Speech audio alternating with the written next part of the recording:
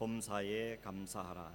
이것이 그리스도 예수 안에서 너희를 향하신 하나님의 뜻이니라. 아멘. 가정마다 가훈이라는 게 있죠. 가훈을 있을 겁니다. 어느 분께서 자기 집 가훈은 볼 때라도 잘하자, 이게 가훈입니다. 그래서 도대체 무슨 뜻인가 물어봤더니 볼 때라도 잘하자는 말이 안 볼 때는 아무렇게 살아도 된다, 그런 뜻으로 한 건 아니고, 그러니까 남 안 볼 때 잘하는 것은 어려운데 차라리 볼 때라도 잘 해보자, 그런 마음으로 가훈을 정했다, 그렇게 이야기를 들으면서 일리가 있다는 생각이 들었습니다. 또 어떤 분은 자기 가훈이 뭔가 하면 하나님이 계시는데, 이게 가훈입니다. 이분은 이야기를 들어보니까 원래 불교 신자였는데 예수를 믿게 돼가지고 교회를 오게 된 분이었습니다. 근데 이분이 여러 가지 일로 많은 어려움을 겪고 있을 때 너무 고민이 되고 너무 힘들어서 마음이 이제 좀 힘들었는데, 그때 언뜻 설교에서 한마디 들었던 게 기억이 나더라는 겁니다. 그게 뭔가 하면 하나님이 계신다 하는 거였습니다. 그래서 그런 생각이 번뜩 드니까 그래, 하나님이 계시는데, 그런 마음이 들어서 마음에 좀 진정이 되고 위로가 되었다는 것입니다. 그래서 그 이후로 어려움이 생길 때마다 하나님이 계시지, 하나님이 계시지, 이런 마음을 갖고 그걸 프린트를 해가지고 냉장고에도 붙여놓고 자동차에도 붙여놓고, 그러면서 늘 그 말을 자기의 가훈으로 삼았다, 그렇게 이야기하는 걸 들었습니다. 어떤 분들은 그러더라고요. 여자 말을 잘 듣자, 이게 가훈이랍니다. 그래서 어머니 파워가 대단했던 것 같습니다. 또 어떤 분을 보니까 포기하지 말자는 뜻으로, 포기는 긴장할 때나 세는 거다, 이렇게 가훈을 써놓기도 하고, 어쨌든 기발한 가훈들이 있는 걸 보았습니다. 아마 오늘 읽은 성경 말씀, 항상 기뻐하라, 쉬지 말고 기도하라, 범사에 감사하라, 이것을 가정의 가훈으로 삼는 집안도 꽤 있지 않겠는가 하는 생각을 해봅니다. 저희 집에 가도 있습니다. 저희 집에 거실에 가면 나무판으로 액자를 딱 만들어 놓고 거기에 항상 기뻐하라, 쉬지 말고 기도하라, 범사에 감사하라, 이걸 가훈 해가 써붙여놨습니다. 제가 정한 건 아니고 한국에 계신 저희 아버지께서 이게 우리 집 가훈이다 그러면서 택배로 딱 붙여가지고 보내신 바람에 그걸 잘 보는데 두라고 하셔서 순종해서 붙여놓고 보는데, 볼 때마다 참 좋은 말씀이라는 생각을 합니다. 항상 기뻐하고 쉬지 말고 기도하고 범사에 감사하고, 저렇게 살면 진짜 좋겠다, 이런 생각을 하게 됩니다. 한번 좀 빼딱하게 생각하면 그냥 기뻐하고 기도하고 감사라 그러면 알겠습니다 하겠는데, 앞에 토가 붙였잖아요. 항상 기뻐하고 쉬지 말고 기도하고 범사에 모든 일에 감사하라, 이런 말씀이 붙어 있습니다. 그래서 어떤 생각이 드는가 하면, 그거는 말씀은 좋은 말씀인데 그거 하겠냐고, 누가 그걸 하겠습니까? 어떻게 항상 기뻐할 수 있습니까? 하는 생각이 드는 것입니다. 그 말 뜻은 뭡니까? 항상 쉬지 말고 범사란 말은 어떤 환경에 처하든지 어떤 상황에 처하든지 기뻐하고 어떤 상황에 있든지 간에 감사하는 말인데, 그게 어디 말처럼 쉬운가 하는 것입니다. 지난 한 주간만 생각해봐도 우리가 항상 기뻐함을 찾았습니까? 아니면 근심과 염려가 여러 마음을 차지했습니까? 모르긴 해도 기뻐한 날보다도 염려스럽고 고민되고, 이러면 어떡하나 저러면 어떡하나, 조바심이나 혹시 안 되면 어떡하나, 이런 여러 가지 생각들이 우리 마음을 휘저어놓았던 일들이 많이 있었을 거라고 생각이 들었습니다. 또 나는 그렇다 치더라도 주변 사람들이 나를 또 가만히 안 두지 않습니까? 가까이 있는 가족들이, 또 함께 일하는 동료가, 혹은 내가 찾아오는 손님이, 혹은 내가 일하는 곳의 주인이 항상 우리 마음을 휘집어 놓고 말 한마디 때문에 우리 마음이 뒤집어지는 이런 일들을 경험하는 것이 우리의 삶인 것입니다. 더군다나 우리 안에, 내 안에 항상 기뻐할 만한 마음 상태가 아닐 때도 많죠. 사실은 주변 상황이나 어떤 사람들보다도 내가 더 문제죠. 내 안에 있는 게 문제입니다. 내가 내 마음을 잘 다스리지 못하고 내 마음을 통치가 안 돼가지고 우리 마음이 엎치락뒤락 할 때가 얼마나 많은 거야 하는 것입니다. 그러나 이름에 불구하고 이 모든 것은 현실이라는 것입니다. 실제 우리의 삶에 일어나고 있는 실제적인 일이라는 것입니다. 그러니 항상 기뻐하라는 말씀은 원칙적으로 동의는 하지만, 아멘은 하지만, 실제 내 삶에서 그대로 이루어진다는 것에 대해서는 사실 조금 고개를 흔들게 되죠. 그렇게 되겠냐 하는 생각이 들지 않습니까? 물론 항상 기뻐하는 사람도 있습니다. 정신병원에 가보니까 거기에는 항상 기뻐하신 분이 많습니다. 무슨 일도 감사하죠. 늘 스마일 웃는 분도 있습니다. 여러분, 정상적인 사고와 정상적인 감정을 가진 사람이라면 항상 always 기뻐한다는 것은 그렇게 쉬운 일이 아니라는 것을 알 수 있는 것입니다. 그리고 또들 얼마나 바쁘게 삽니까? 아마 지난 한 주간대로 아마 아침부터 저녁 때까지 아마 분주하게 샀을 겁니다. 일하느라 바쁘고 가정을 돌아보느라 바쁘고 자녀들 지키느라 바쁘고 하여튼 분주한 삶을 살았을 겁니다. 그렇게 부지런히 사는데 우리에게 쉬지 말고 기도하라니요. 어떻게 쉬지 않고 기도를 할 수가 있습니까? 아침 저녁으로 기도하십시오. 하루 3번은 기도하십시오. 이 정도면 한번 해보겠습니다. 그러겠지만 쉬지 말고 기도하는 말에 대해서는 누가 그렇게 하냐고 이런 생각이 들 수가 있을 겁니다. 뿐만 아니라 범사에 감사라 그랬습니다. 범사는 말 그대로 모든 일이죠. everything입니다. in everything, 모든 일 가운데 감사하라. 이게 어떻게 말처럼 쉽겠습니까? 혹시 사도 바울에게 이 말씀하시는 사도 바울에게 당신은 선교사고 목사니까 이렇게 말하실지 모르지만 오늘 우리에는 또 다른 현실이라는 게 있습니다. 이렇게 말할 수 있는 분이 있을지 모릅니다. 아마 이 말씀을 들으면서 마음에 이런 반박이 생길 수도 있죠. 혹은 저 같은 목사에게도 목사님은 매일같이 성경 읽고 기도하고 그렇게 사니까 그렇게 살 수 있는지 모르지만 우리는 현실이라는 게 존재합니다. 이 현실이 얼마나 치열한지 아십니까? 세상이 어떤 줄 아십니까? 매일같이 더럽고 치사하고 안이 꼽고 이런 일 얼마나 많이 부닥치는지 아십니까? 우리도 그렇게 살고는 싶죠. 그런데 우리 같은 이 현실에 그 삶을 산다는 것은 너무나 어려운 일입니다. 하루하루가 얼마나 치열한지 아십니까? 현실을 알고 하시는 말씀입니까? 이런 마음을 품을 수 있겠다는 생각이 듭니다. 여러분, 엄게 말하면 사도 바울에서 항상 편하겠습니까?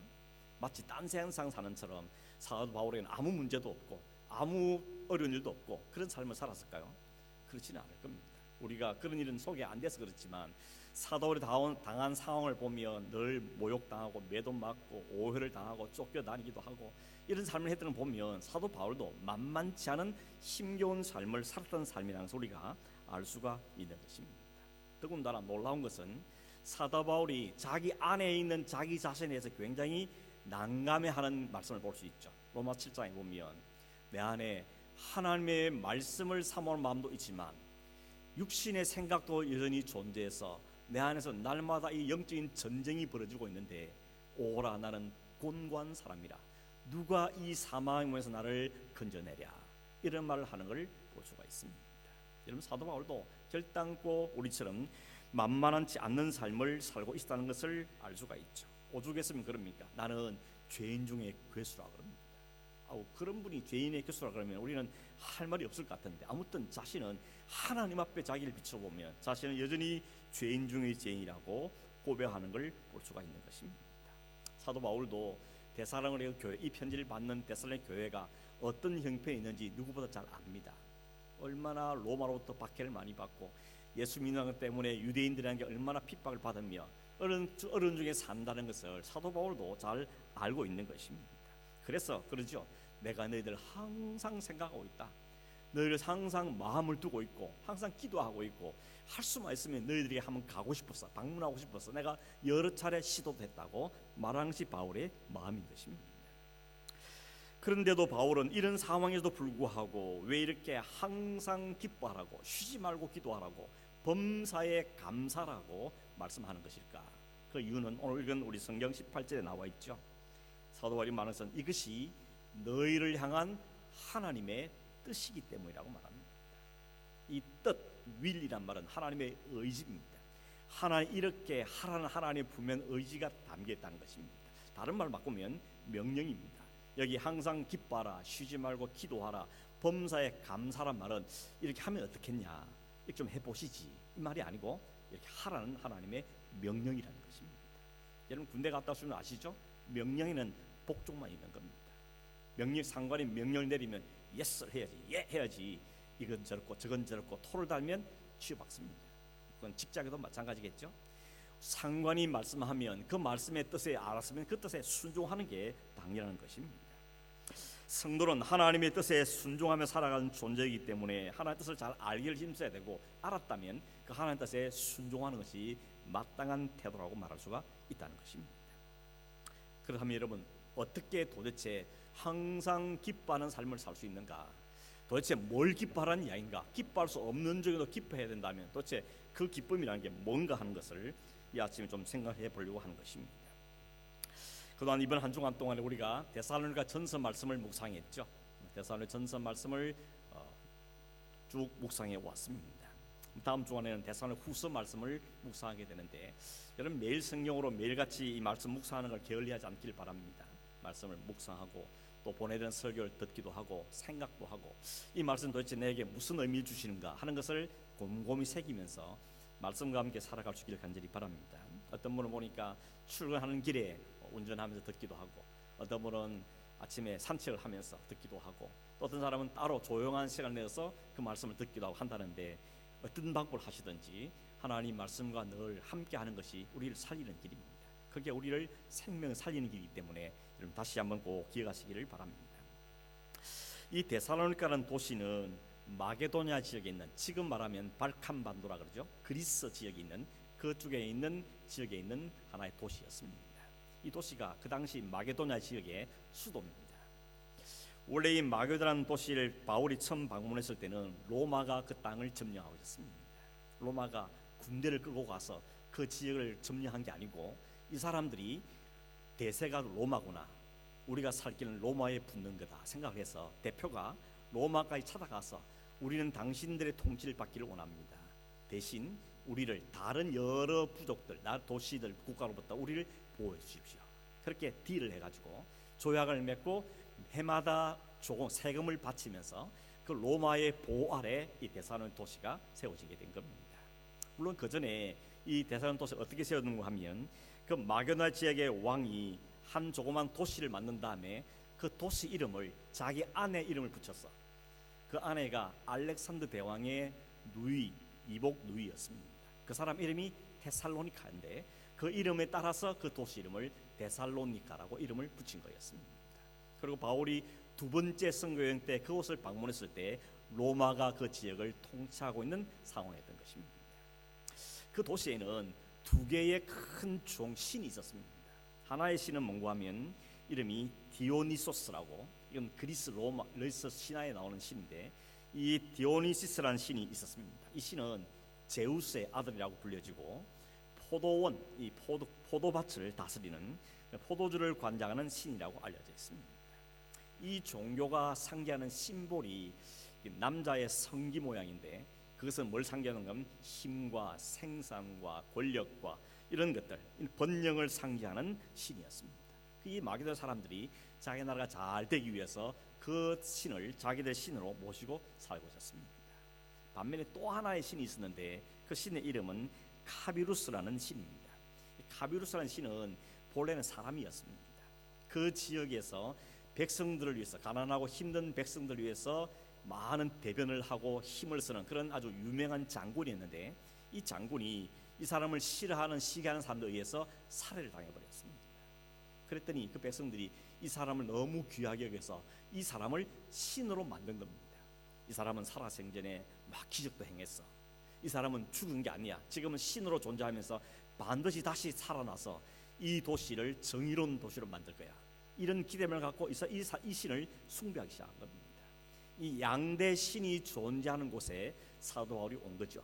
그러고는 폭탄을 터뜨린 겁니다. 어떤 폭탄입니까? 아니다. 이 세상의 모든 신들은 다 헛된 것이고, 하늘을 지은 온 천지를 만드신 하나님, 그분의 아들 예수 그리스도, 그분만이 참된 신이다. 나를 봐라, 나를. 내가 그분을 모르는 때 살았지만 이제 내가 그분을 알고 내 안에 참 생명을 얻었고 하늘의 소망을 갖게 되었다. 당신들도 이 예수를 믿어야 됩니다 라고 설교를 한 것입니다. 그런데 안타깝게도 이 바울이 그 데살로니가 설교한 것은 딱 3번뿐이었습니다. 3번의 안식일 날 회당에 가서 그 모인 사람들에게 예수가 메시아시고 예수가 하나님 아들이시고 예수만이 우리의 참 생명이라는 사실을 3번 딱 설교하고 그들을 떠납니다. 이런 바울이 이 말씀 전했을 때 그 도시를 이미 장악하고 있던 2개의 신을 믿는 사람들이 그 바울의 복음 전향을 받아들이지 않습니다. 그 복음을 받아들이는 사람 누군가 하면 그 땅에 이방에 살고 있는 헬라 사람들, 유대인이 아닌 헬라 사람들은 그 복음을 받고 믿는 사람들이 생겼는데 특별히 귀부인들 가운데, 귀족들 가운데 복을 믿는 사람이 생겨났다 그랬습니다. 근데 유대인들은 아니었습니다. 우리가 믿고 있는 이 두 개의 기둥이 있기 때문에 그게 또 하나의 신이 들어온 것을 용납이 안 됩니다. 그래서 그 바울을 죽여버리려고 이 도시에 사는 깡패들을 동원해가지고 바울을 죽이려고 시도했던 것입니다. 그래서 바울을 아끼는 다른 동력자들이, 이 성도들이 그 바울을 몰래 밤에 빼내어서 다른 도시로 피난 가도록 보내버린 겁니다. 그래서 3주밖에 데살로니가에 머물지를 못했던 겁니다. 바울 입장에서는 자기가 3번 딱 복음을 전하고 그 땅을 떠나온 것은 너무 마음이 아쉽습니다. 과연 이 3번의 복음을 통하여서 그 도시에 제대로 교회가 세겠냐 하는 염려가 마음에 생겼고 늘 신경이 쓰였던 겁니다. 그래서 가는 곳마다 그 데살로니가 교회에 대한 궁금증을 가지고 있었고, 할 수만 있으면 다시 한번 가서 복음을 전하고 싶은 마음을 가지고 살았던 것이 사도 바울이었습니다. 근데 그가 시도했지만 갈 수 없으니까 그 다음 한 방법이 뭔가 하면, 우리는 못 가니까 4장 1절이라고 그러죠. 참다 못해서 우리 대신에, 우리는 아덴에 그냥 머물고 사랑하는 형제 디모데를 보낸다고 이야기합니다. 그 디모데가 그 데살로니가를 간 겁니다. 어떤 사명을 갖고 가겠습니까? 그 교회가 어떻게 됐는지, 성도가 어떤 상태에 있는지, 그리고 그들이 믿음 잘 서기 위해서 디모데를 보내서 말씀을 더 전하라고 그 사명을 가지고 디모데가 데살로니가를 방문하게 된 겁니다. 가보니까 아니나 다를까 그 데살로니가 교회의 성도들이 큰 어려움 가운데 처해 있습니다. 로마의 핍박에, 유대인들의 압박에 의해서 너무 극심한 그런 고통을 받으면서 믿음을 지키고 살고 있더라는 겁니다. 근데 더 놀라운 것은 뭔가 하면, 그렇게 어려운 환경 중에 이 데살로니가 사람들의 믿음, 사랑, 소망이 온 마게다 지역에 소문이 날 만큼 대단한 믿음들이었다는 것입니다. 주변의 마게다 전역에도 그들에게 본이 됐는데 1장 6절 7절 말씀을 보면 이렇게 되어 있습니다. 한번 읽어드립니다. 또 너희는 많은 환난 가운데서 성령의 기쁨으로 법으로 말씀을 받아 우리와 주를 본받은 자가 되었으니, 그러므로 너희가 마게도냐와 아가야에 있는 모든 믿는 자의 본이 되었느니라. 환난은 그대로 있는데 그 환난 속에서도 복음을 받아들여서 바울과 그 예수 그리스도를 본받는 사람이 되어졌고, 그 믿음이 주변 모든 사람들에게 본이 될 만큼 좋은 믿음이 됐다는 것입니다. 어떻게 그게 가능했냐? 그 이유를 밝혀주는 게 15절입니다. 15절에 보면 이렇게 말하죠. 이는 우리 복음이 너희에게 말로만 이런 것이 아니라 또한 능력과 성령과 큰 확신으로 된 것이라. 이게 복음이 가지고 있는 능력입니다. 그래서 복음을 우리는 다이나마이트라고 합니다. 두나미스, 이게 다이나마이트입니다. 폭발력이 있다는 것이죠. 두 개의 기존적인 신들이 존재하고 온 유대인들이 거기에 십사는 있었지만, 하나님 복음이 그 땅에 떨어졌을 때에 그 복음이 그 심령들을 뒤집어 놓고 그 심령에 믿음이 자라게 만드는 역사를 일으켰다는 것입니다. 그래서 바울이 말하죠. 내가 전하는 것은 말뿐이었는데 그건 복음은 말로만 전달되는 것이 아니고 성령이 거기에 더하심으로 큰 능력과 확신과 권능으로 이 백성들을 사로잡았다는 것을 고백하고 있는 것입니다. 바울이 한 게 아니라는 것이죠. 바울은 겨우 3번 복음 전하고 그 땅을 떠났을 뿐입니다. 나머지는 성령께서 진행하신 것이죠. 그는 그 땅을 떠났지만 하나님의 복음은 성령 그곳에 머물러서 그 신명들 속에 놀라운 역사를 일으킴으로 그 핍박과 어려움 속에도 믿음을 지켜내고 형제 사랑하고 소망 가운데 사는 믿음의 삶을 살았다고 바울은 이야기하고 있다는 것입니다. 이 소식을 누구한테 들었습니까? 디모데가 갔다 와서 전해준 것입니다. 이 디모데 말을 들은 바울의 반응이 3장 8절 9절에 있는데 이렇게 있습니다. 그러므로 너희가 주 안에 굳게 선적 우리가 이제는 살리라. 우리가 우리 하나님 앞에서 너희로 말미암아 모든 기쁨으로 기뻐하니 너희를 위하여 너희 어떠한 감사로 하나님께 보답할까? 무슨 이야기입니까? 내가 그동안 많이 염려가 되고 걱정도 되고 신경이 쓰이고 기도하고 어떻게 한번 가볼까 이러고 있었는데 디모데가 갔다 와서 전하는 소식을 들으니까 참 안심이 된다. 참 안심이 된다. 마음 이제 놓았다. 이제 살 것 같다. 이런 말을 하고 있는 것이죠. 너희들이 그 소식이 나를 얼마나 기뻐하는지 모른다. 내가 이 하나님께 어떻게 감사해야 될까 모르겠다. 이 표현을 하고 있다는 것입니다. 제가 이 모습을 보면서 너무 이게 아름다운 모습을 생각이 들었습니다. 하나님 복음이 그 땅에 떨어졌을 때 바울은 자신 마음을 다해서 자신을 살려내고 자기를 변화시키고 자기의 인생을 턴하게 만들었던 그 예수 그리스도를 전했고, 그 예수가 전해지자 그 대사는 사람들이 그 복을 받아들이고 성령이 하는 역사함으로 구원의 감격을 갖게 되고 기쁨을 갖게 되고 믿음의 삶을 열심히 살아가고 환난과 핍박이 있어도 믿음으로 살고 사랑하면서 살고 소망과 사는 이런 놀라운 사건이 일어났고, 이 소식을 또 디모데가 막 기쁜 마음으로 바울에게 와서 이 소식을 전해주고, 바울은 그 소리를 듣자 너무 감격스러워서 나 이제 살겠다, 나 이제 기쁘다, 하나님께 어떻게 감사할까, 이런 장면을 그림으로 쫙 그려보니까 이게 얼마나 감격스럽고 얼마나 아름다운 모습인지 보는 것입니다. 동시에 여러분, 그런 이걸 보면서 가슴이 뜨거워지면서 소망이 생기는 겁니다. 하나님, 이 도시도 그렇게 해달라고, 우리가 살아온 이 도시도, 우리가 있는 이 교회도, 우리의 이 가정에도 하나 이런 역사들이 일어나기를 소망합니다. 여러분, 저는 기도 이미 시작했습니다. 이 기도를 제가 기도하는 거 농구하면 제가 이 목회가 끝나기 전에는 한번 보여주십시오. 이 도시가 하나님 손에 붙들리는 한번 보여주십시오. 성령이 2000년의 역사하시 아니고 오늘로 우리 가운데 역사하게 하시고, 이것이 이 데살로니가에 일어나는 것이 아니고 이 시대 이 땅에도, 오늘 우리의 가정 안에도 우리 교회 안에도 일어나는 것을 한 번만 잘 보여주십시오. 이렇게 간절히 기도하고 있는데 여러분 같이 기도해 주시기 바랍니다. 우리 안에, 우리 가정 안에, 우리 교회와 이 도시 안에 하나님께서 성령으로 놀랍게 역사하셔서 믿음이, 사랑이, 소망이 넘치는 삶을 살고 환난과 핍박이 와도 뺏지 않는 그 믿음의 역사들이 오늘 우리 땅에 일어나기를 함께 기도하는 저와 여러분 되기를 주님으로 축원합니다. 이 편지를 읽으면서 또 하나 받은 느낌 뭔가 하면 다들 기뻐하고 있다는 것입니다. 바울을 통해서 전해진 복음을 받은 데살로니가 성도들도 그 구원의 즐거움 때문에 기뻐하고 있고, 이 아름다운 소식을 전하고 있는 디모데도 기뻐하고 있고, 이것을 받은 바울도 기뻐하고 있고, 이것 때문에 주변의 나라들도 기뻐하면서 이 소문을 듣고 다들 기뻐하더라는 것입니다. 그런데 상황은 바뀌었느냐 물어본다면 상황은 바뀐 게 없습니다. 여전히 로마는 박해를 하고 있고, 여전히 유대인들은 여전히 핍박을 가하고 있습니다. 여전히 궁핍한 상태입니다. 어려운 상태에 있습니다. 상황이 자신이 원하는 대로 바뀐 게 아니라는 것입니다. 그런데도 이들이 기뻐할 수 있다는 것은 뭔가 비밀이 있다는 것이죠. 그 비밀이 뭘까요? 그 비밀이 뭘까요? 그들은 뭘 깨달은 걸까? 뭘 본 것이겠습니까? 사도행전 5장 41절에 보면 이런 말씀도 있습니다. 사도들은 그 이름을 위하여 능욕받는 일에 합당한 자로 여기심을 기뻐하면서 공회 앞을 떠나니라. 무슨 말인가 하면 사도들이 복음을 열심히 전했습니다. 그랬더니 유대인들이 와서 잡아가지고 공회에 끌고 갔습니다. 예수 이름으로는 전하지면 안 돼 하고 경고를 막 합니다. 그랬더니 우리가 예수 이름 외에는 전할 이름이 없다, 우리 하나님을 두려워하라, 너희를 두려워하라, 이러면서 아주 담대하게 나오니까 이 공회에서 한 번 더 경고한 다음에 쫓아보냈습니다. 그때 나가면서 그들이 뭐라고 그랬습니까? 우리가 그 예수의 이름을 위하여서 능욕받게 합당한 자로 여김 받게 된 게 기쁘다는 것입니다.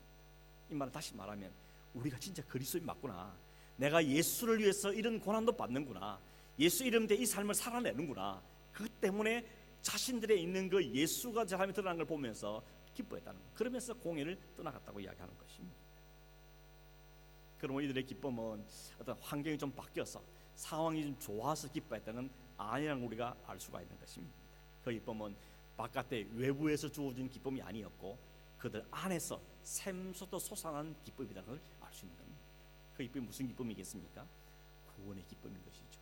그리스도가 성령이 그들 안에 임하시고 그들이 하나님의 사람이 되어지면 우리 안에 새 생명이 시작되는 것과, 그 그리스도께서 내 안에 주인 되어 오셨다는 것과, 그 주님이 내 인생을 이끌고 가셔서 하나님이 예비하신 그 나라까지 우리의 삶을 이끌고 가게 하는 그런 확신이 생기기 때문에 그 마음속에 기쁨이 솟아나게 됐다는 것입니다. 외부의 환경과 별로 관계없는 하나님 그 심령 속에 주어진 성령이 주신 기쁨이라고 말할 수 있는 것입니다. 그러므로 오늘 사도 바울이 항상 기뻐하십시오 이렇게 말하는 것은 대박 나길 바랍니다. 여러분 사업이 잘 되길 바랍니다. 늘 건강하시기 바랍니다. 이런 의미에서 기쁨을 말하는 것이 아니라는 것을 알 수 있는 것입니다. 물론 그것도 있죠. 그러나 진짜 바울이 항상 기뻐할 수 있고 항상 기뻐하라고 말한 그 기쁨의 내용은 바로 이 기쁨인 것입니다. 내가 구원받은 하나님의 백성의 기쁨, 내 안에 영원한 생명이 있다는 그 기쁨, 어떤 환경과 상황도 나를 어찌할 수 없는 기쁨이 생긴 내 안에 막 솟아나는 그 기쁨이 너희 안에, 여러분 안에 충만하길 바랍니다. 항상 이것 때문에 기뻐할 수 있는 여러분 되길 바랍니다. 이것이 바울이 말하는 항상 기뻐하는 말의 내용인 것입니다.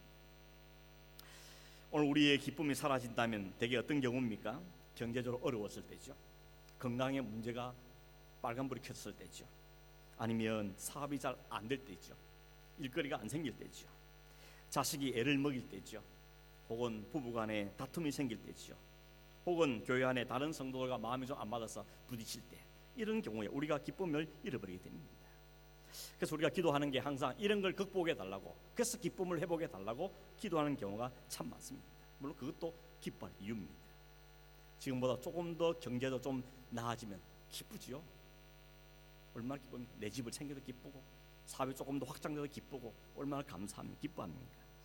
건강에 문제가 안 생겨도 너무 기쁘고, 문제가 혹 생겼더라도 내가 기도하고 치료를 잘 받아서 잘 회복되면 그것도 기쁨입니다. 이 자녀가 공부를 잘해가지고 뭐 학교를 좋은 데 들어가고 나보다 훨씬 낫네, 기쁨이죠. 결혼을 너무 잘해가지고 가정을 잘 이루면 그것도 기쁘고 감사한 일입니다. 제가 생일이라고 우리 시집간 딸이 가방을 하나 선물했어요. 기쁘더라고요. 우리 딸이 나한테 이런 예쁜 가방을 주다니 기쁨인 것입니다. 여러분, 냉장에 말하면 이 기쁨들은 계속되는 건 아니죠. 업앤다운이 있는 기쁨인 것입니다.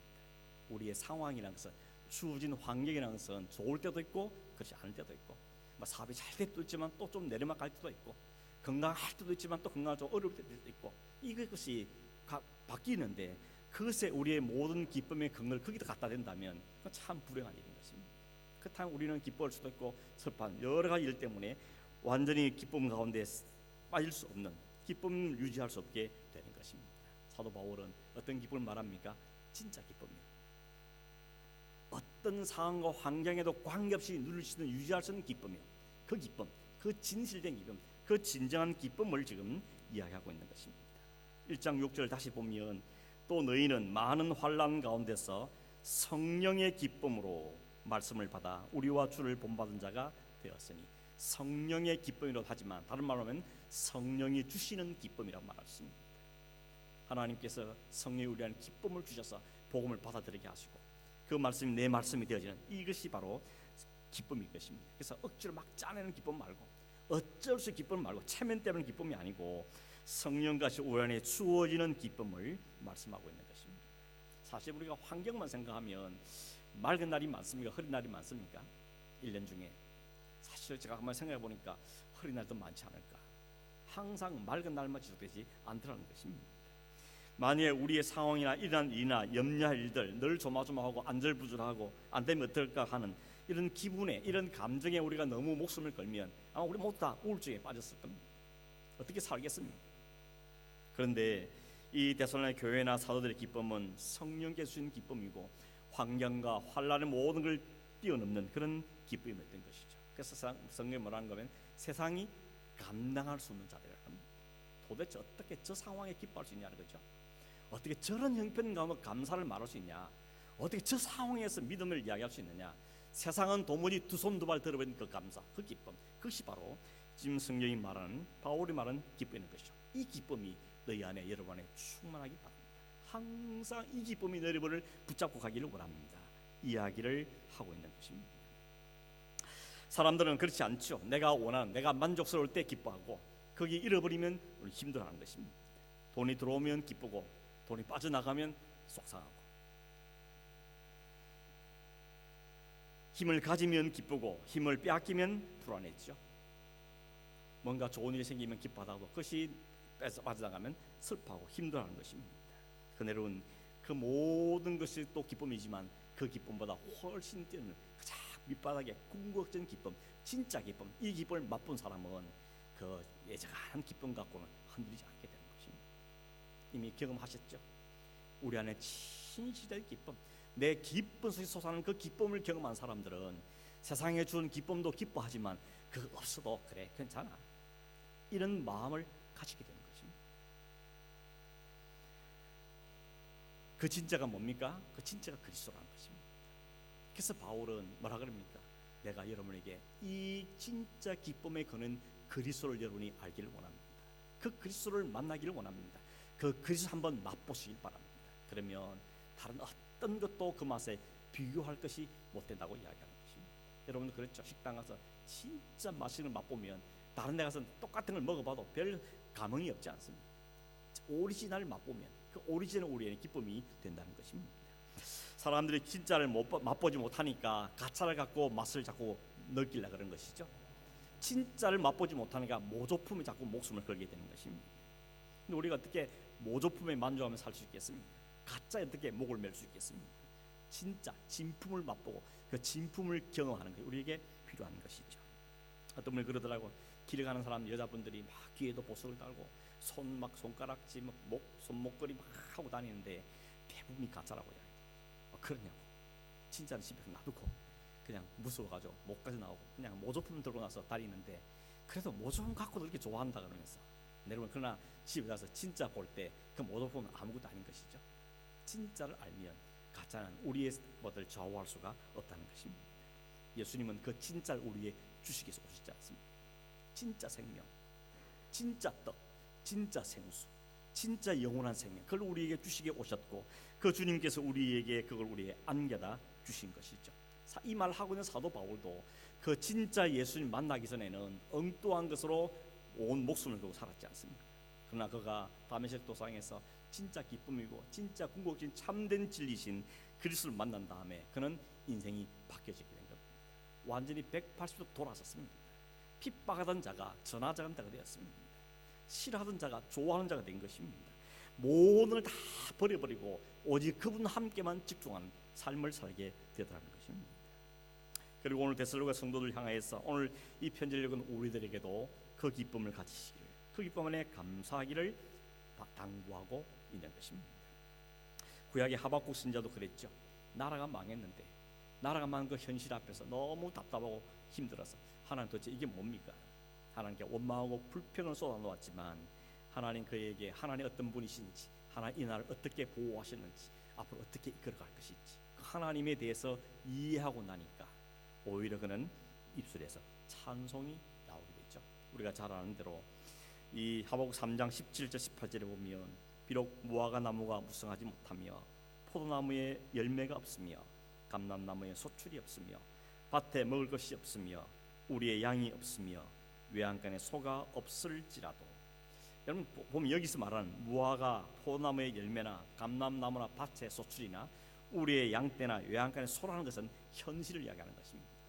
이 현실이 마음에 흡족하지 않는다 할지라도 이것이 마음에 충만하지 않다 할지라도 그럼에도 불구하고 내가 여호와로 인하여 즐거워하고 구원의 하나님 때문에 기뻐할 수 있다고 고백하고 있는 것입니다. 이 모든 게 필요 없단 말은 아니죠. 그러나 이 모든 것에 더하여 주시는 그 하나님께 주신 은혜가 더 큰 것을 고백하고 있는 것입니다. 사도 바울이 마음으로 말하는 기쁨 바로 그 기쁨인 것이죠. 말씀을 맺겠습니다. 여러분 뭘 여러분 기쁘게 합니까? 무엇이 여러분을 오늘 기쁨으로 살게 합니까? 그 기쁨이 진짜 기쁨인가요? 궁극적인 기쁨인가 하는 것입니다. 돈을 많이 벌어도 기쁘죠. 골프장에 골프를 딱 휘두르는데 공이 딱 잘 맞았어요. 얼마나 기쁠까요? 생각도 않게 홀인을 냈다면 난리가 나겠죠. 그것도 기쁨입니다. 손주들 보는 기쁨이 얼마나 큽니까? 할아버지 할머니 안 돼보신 건 모르겠지만 그렇죠. 얼마나 기쁘십니까? 집값이 올라가도 기쁘죠. 장사가 잘 돼도 기쁩니다. 이런 기쁨도 많이 누리십시오. 그러나 이 모든 기쁨 바닥에 가장 기본은 구원의 즐거움인 것입니다. 이 구원의 기쁨 간격이 없는 다른 기쁨들은 다 없을 거기 때문에 크게 목숨을 걸면 안 된다는 것입니다. 하나님께서 우리에게 구원의 기쁨을 주셨는데 영원한 생명에 주셨는데 여기다 플러스 좋은 가정도 주셨어요. 귀한 아이들도 주셨어요. 사업도 주셨어요. 그러면 플러스입니다. 그건 보너스의 기쁨인 것이죠. 하나님에게 그만도 감사한데 어떻게 이렇게 아름다운 가정을 주셨습니까? 이런 자식들 주셨습니까? 이런 사업을 주셨습니까? 그것은 하나님 거기에 붙여주시는 더 큰 기쁨이라고 말할 수가 있는 것입니다. 그러나 거꾸로 뒤집으면 안 되는 것이죠. 그것이 우리의 궁극적인 근본 기쁨은 될 수가 없다는 것입니다.